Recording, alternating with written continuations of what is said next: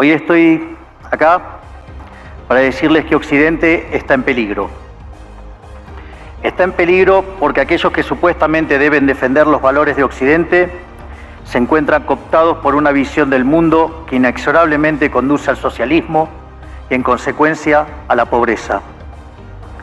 Lamentablemente, en las últimas décadas, motivados por algunos deseos bien pensantes de querer ayudar al prójimo y otros por el deseo de pertenecer a una casta privilegiada, los principales líderes del mundo occidental han abandonado el modelo de la libertad por distintas versiones de lo que llamamos colectivismo.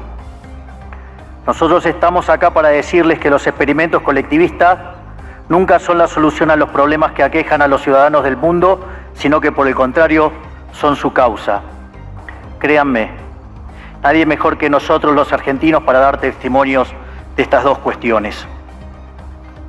Cuando adoptamos el modelo de la libertad, allá por el año 1860, en 35 años nos convertimos en la primer potencia mundial, mientras que cuando abrazamos el colectivismo, a lo largo de los últimos 100 años, vimos como nuestros ciudadanos comenzaron a empobrecerse sistemáticamente hasta caer en el puesto número 140 del mundo.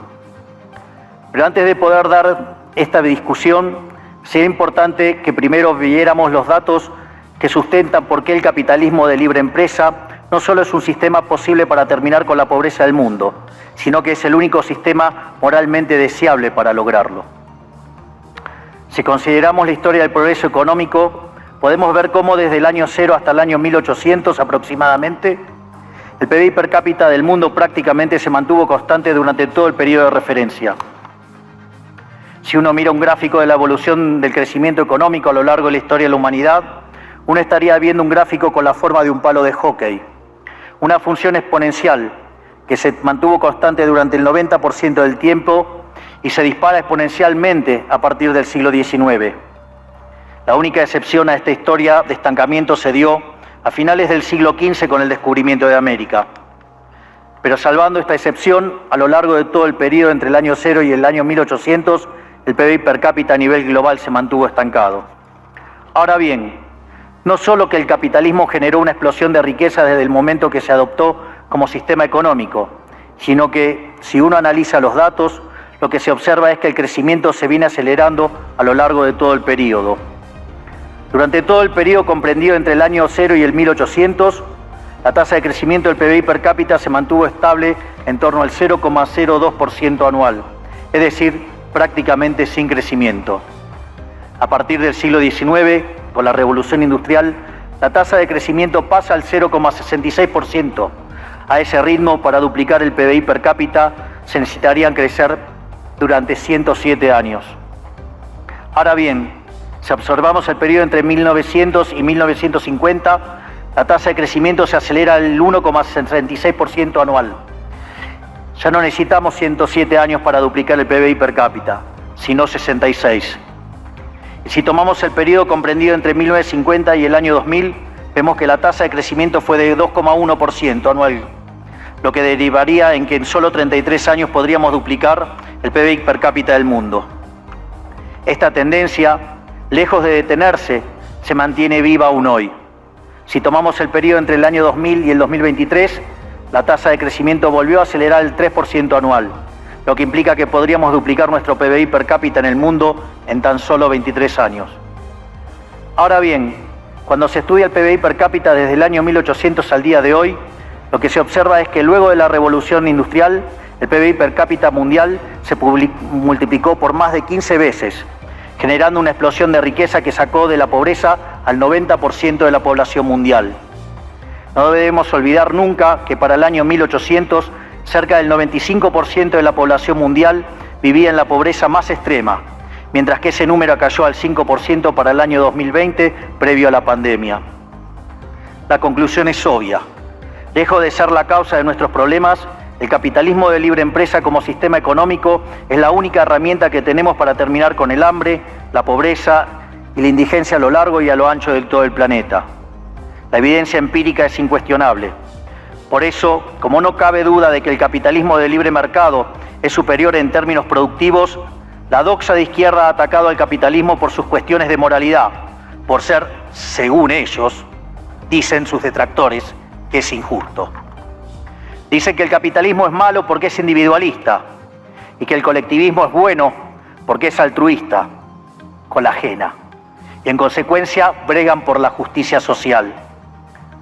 Pero este concepto que en el primer mundo se ha puesto de moda en la última época, en mi país es una constante del discurso político desde hace más de 80 años. El problema es que la justicia social no es justa, sino que tampoco aporta al bienestar general. Muy por el contrario, es una idea intrínsecamente injusta, porque es violenta. Es injusta porque el Estado se financia a través de impuestos, y los impuestos se cobran de manera coactiva. ¿O acaso alguno de nosotros puede decir que paga los impuestos de manera voluntaria? Lo cual significa que el Estado se financia a través de la coacción, y que a mayor carga impositiva, mayor es la coacción, menor es la libertad. Quienes promueven la justicia social parten de la idea de que el conjunto de la economía es una torta que se puede repartir de una manera distinta. Pero esa torta no está dada, es riqueza que se va generando en lo que, por ejemplo, Israel Kirzler llama un proceso de descubrimiento de mercado. Si el bien o servicio que ofrece una empresa no es deseado, esa empresa quiebra a menos que se adecúe a lo que el mercado le está demandando.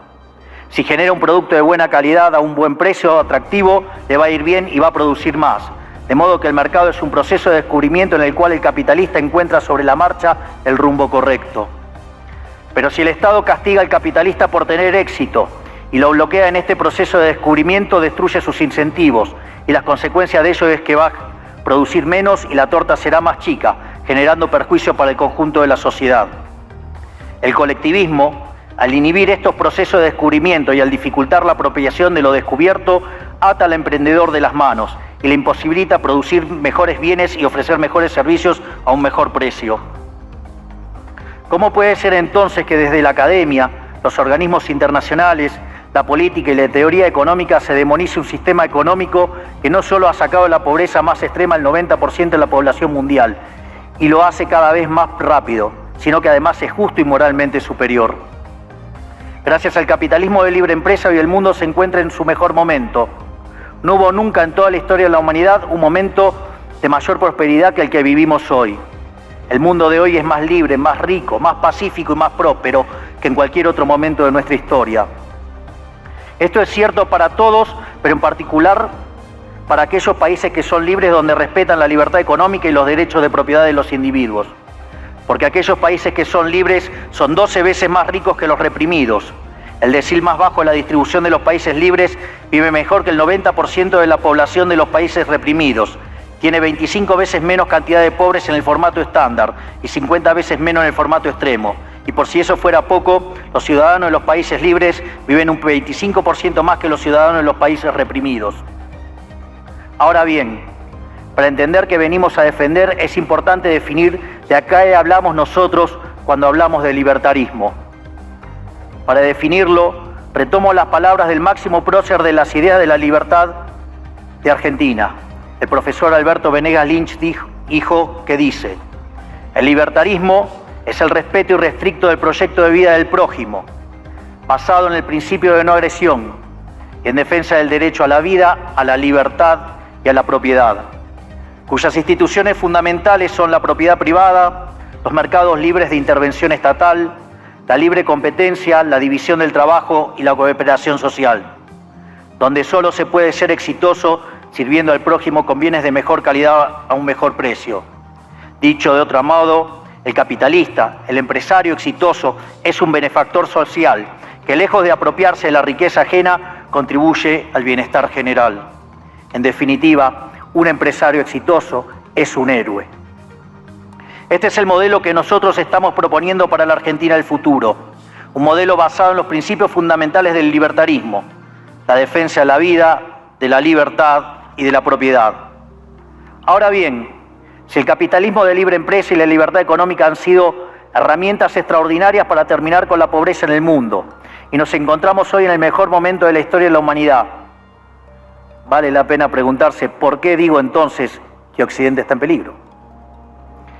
Digo que Occidente está en peligro justamente porque en aquellos países que deberíamos defender los valores del libre mercado, la propiedad privada y las demás instituciones del libertarismo, sectores del establishment político y económico, algunos por errores en su marco teórico y otros por ambición de poder, están socavando los fundamentos del libertarismo, abriéndole las puertas al socialismo y condenándonos potencialmente a la pobreza, a la miseria y el estancamiento. Porque nunca debe olvidarse que el socialismo es siempre y en todo lugar un fenómeno empobrecedor, que fracasó en todos los países que se intentó. Fue un fracaso en lo económico, fue un fracaso en lo social, fue un fracaso en lo cultural y además asesinó a más de 100 millones de seres humanos. El problema esencial de Occidente hoy es que no solo debemos enfrentarnos a quienes, aún luego de la caída del muro y la evidencia empírica abrumadora, siguen bregando por el socialismo empobrecedor, sino también a nuestros propios líderes, pensadores y académicos que, amparados en un marco teórico equivocado, socavan los fundamentos del sistema que nos ha dado la mayor expansión de riqueza y prosperidad de nuestra historia. El marco teórico al que me refiero es el de la teoría económica neoclásica, que diseña un instrumental que sin quererlo termina haciendo funcional la intromisión del Estado, el socialismo y la degradación de la sociedad. El problema de los neoclásicos es que como el modelo del que se enamoraron no mapea contra la realidad, atribuyen el error al supuesto fallo del mercado, en vez de revisar las premisas de su modelo. Sobre pretexto de un supuesto fallo de mercado, se introducen regulaciones que lo único que generan es distorsiones en el sistema de precios que impiden el cálculo económico y en consecuencia el ahorro, la inversión y el crecimiento. Este problema radica esencialmente en que ni siquiera los economistas supuestamente libertarios comprenden qué es el mercado, ya que si se comprendiera, se vería rápidamente que es imposible que exista algo así como un fallo de mercado. El mercado no es una mera descripción gráfica de una curva de oferta y otra de demanda en un gráfico. El mercado es un mecanismo de cooperación social donde se intercambian voluntariamente derechos de propiedad. Por lo tanto, dada esta definición, hablar de fallo de mercado es un oxímoron. No existe el fallo de mercados. Si las transacciones son voluntarias, el único contexto en el que puede haber un fallo de mercado es si hay coacción. Y el único con la capacidad de coaccionar de manera generalizada es el Estado, que tiene el monopolio de la violencia. En consecuencia, si alguien considera que hay un fallo de mercado, les recomendaría que revisen si hay intervención estatal en el medio. Y si encuentran que no hay intervención estatal en el medio, les sugiero que hagan de nuevo el análisis porque definitivamente está mal. Los fallos de mercado no existen. Un ejemplo de los supuestos fallos de mercado que describen los neoclásicos son las estructuras concentradas de la economía. Sin embargo, sin funciones que presenten rendimientos crecientes a escala, cuya contrapartida son las estructuras concentradas de la economía, no podríamos explicar el crecimiento económico desde el año 1800 hasta hoy. Fíjense qué interesante. Desde el año 1800 en adelante, con la población multiplicándose más de 8 o 9 veces, el producto per cápita creció más de 15 veces. Es decir, existen rendimientos crecientes. Eso llevó la pobreza extrema del 95% al 5%. Sin embargo, esas presencias de rendimientos crecientes implican estructuras concentradas, lo que se llamaría, por ejemplo, un monopolio. ¿Cómo puede ser que algo que haya generado tanto bienestar para la teoría neoclásica, eso es un fallo de mercado? Economistas neoclásicos, salgan de la caja. Cuando el modelo falla, no hay que enojarse con la realidad, hay que enojarse con el modelo y cambiarlo. El dilema que enfrenta el modelo neoclásico es que dicen querer perfeccionar el funcionamiento del mercado atacando lo que ellos consideran fallos, pero al hacerlo no solo abren las puertas del socialismo, sino que atentan contra el crecimiento económico. Ejemplo, regular monopolios, destruirle las ganancias y destrozar los rendimientos crecientes, automáticamente destruiría el crecimiento económico. Dicho de otro modo, cada vez que ustedes quieran hacer una corrección de un supuesto fallo de mercado, inexorablemente, por desconocer lo que es el mercado o por haberse enamorado de un modelo fallido, están abriendo las puertas al socialismo y están condenando a la gente a la pobreza. Sin embargo, frente a la demostración teórica de que la intervención del Estado es perjudicial la evidencia empírica de que fracasó, porque no podía ser de otra manera, la solución que propondrán los colectivistas no es mayor libertad, sino que es mayor regulación, generando una espiral descendente de regulaciones hasta que todos seamos más pobres y a la vida de todos nosotros dependa de un burócrata sentado en una oficina de lujo. Dado el estrepitoso fracaso de los modelos colectivistas y los innegables avances del mundo libre, los socialistas se vieron forzados a cambiar su agenda. Dejaron atrás la lucha de clases basada en el sistema económico para reemplazarla por otros supuestos conflictos sociales igual de nocivos para la vida en comunidad y para el crecimiento económico. La primera de estas nuevas batallas fue la pelea ridícula y antinatural entre el hombre y la mujer. El libertarismo ya establece la igualdad entre los sexos. La piedra fundacional de nuestro credo dice que todos los hombres somos creados iguales, que todos tenemos los mismos derechos inalienables otorgados por el Creador, entre los que se encuentran la vida, la libertad y la propiedad.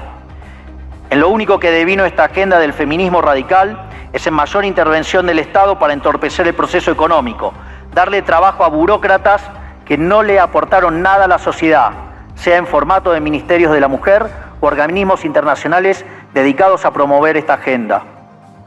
Otro de los conflictos que los socialistas plantean es del hombre contra la naturaleza. Sostienen que los seres humanos dañamos el planeta y que debe ser protegido a toda costa, incluso llegando a abogar por mecanismos de control poblacional o en la agenda sangrienta del aborto. Lamentablemente, estas ideas nocivas han pregnado fuertemente nuestra sociedad. Los neomarxistas han sabido cooptar el sentido común de Occidente. Lograron esto gracias a la apropiación de los medios de comunicación, de la cultura, de las universidades y sí, también de los organismos internacionales.